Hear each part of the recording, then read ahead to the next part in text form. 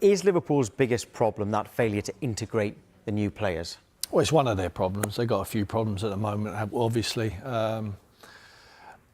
Integration of new players always a problem in the Premier League because it is the toughest league in the world. And it's a culture shock for many players to come to that environment. It's not only the change of countries where you come into your workplace, which is the most competitive league in the world, and it is a shock.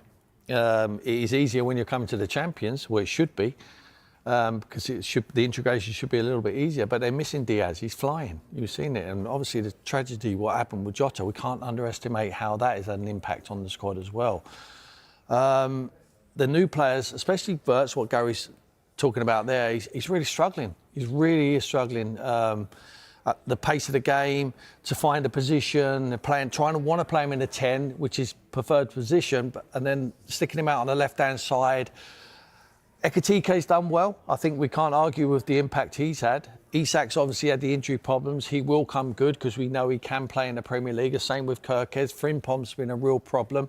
We're not sure what he is. Is he a wide player? Is he actual fullback? I think he wants to play in forward areas. They're missing the players they've lost. Trent Alexander-Arnold as well. It's having a massive impact on them. You have to say, we're just looking for excuses because there's something not correct at the moment. And they need to address it very, very soon. Otherwise, it's going to be too late. You can't win the league in November, but you can certainly be out of it by November if you keep dropping points. And if they look, I think they're still in it because they're capable, but they're only capable, not capable on the performance we saw yesterday, Tom. Certainly not. But they're capable on memory and the history of what this group have done last season. But like you say, integration of new players, unless they get it right very, very soon, there's no title for them this year. Well, yeah, you say it's not over just yet. It is the subject of one of our polls this morning. Is it game over for Liverpool in the title race? And 77% are saying that yes, it is. And here's another one for you, Tim. They've lost 5 Premier League games so far. I know it's only November, but no Premier League winner has ever lost more than 6 games in a 38-game season. Now, they've had no draws, OK? So that helps. Yeah. The rest have all been wins. Yeah.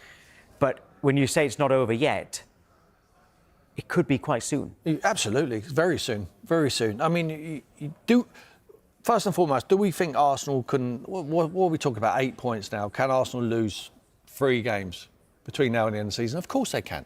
Of course they can. Can Liverpool go unbeaten between now and the end of the season? No. So they're going to have to lose more games, Arsenal. I don't see them doing that. I don't see Arsenal losing 5 or 6 games between now and the end of the season. I really don't, in the Premier League. So it's very close, if not impossible for them now. And especially when you've got, in between that, you've got Manchester City and Chelsea as well, who are now up to 3rd. Liverpool's, you said that integrating the new players was one of their problems. At the start of the season, we talked about they might lack a bit of depth in defence. Yeah. Is defence their biggest problem, or is attack just as much of a problem? Well, a bit of both, really. I don't think Van Dijk, for me, is a top draw player, leader of the club. He hasn't been great this season. He really hasn't. And Konate's even worse. He's been very poor. Fullbacks they've missed. They've got new fullbacks. They haven't settled either. Gravenberch has been missing in the 6th position. He's back now. We thought he was back. We thought they were back to not their best, but it was certainly an improvement. We played against Aston Villa and they beat Real Madrid. Gives anyone a lift, to be able to do that. But they got put to the sword yesterday. That was a statement win from Man City to say, just a reminder, guys, we are still here, and they look very, very good, and they're doing it without Rodri. It's incredible, the performance what they had.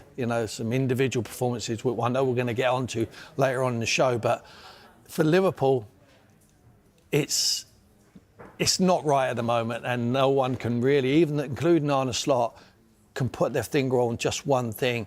It's an accumulation of things, unfortunately, for them, and it's probably going to be a bridge too far for them to win the Premier League this season. Tim Sherwood has weighed in on Liverpool's recent struggles following their 3-0 defeat to Manchester City, identifying a worrying lack of balance and consistency as the team's biggest issue.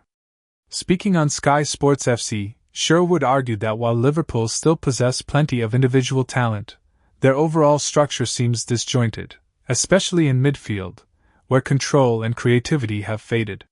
He noted that Arne Slot's side appear caught between rebuilding and competing, which has left them vulnerable against top opposition like City.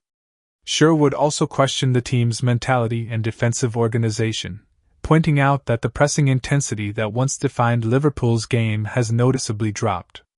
Without the same cohesion or energy, they've struggled to dominate matches the way they used to. He believes the key to turning things around lies in rediscovering that hunger and unity, qualities that once made Liverpool one of Europe's most feared sides. Until then, he warned, the Reds risk slipping further behind their title rivals.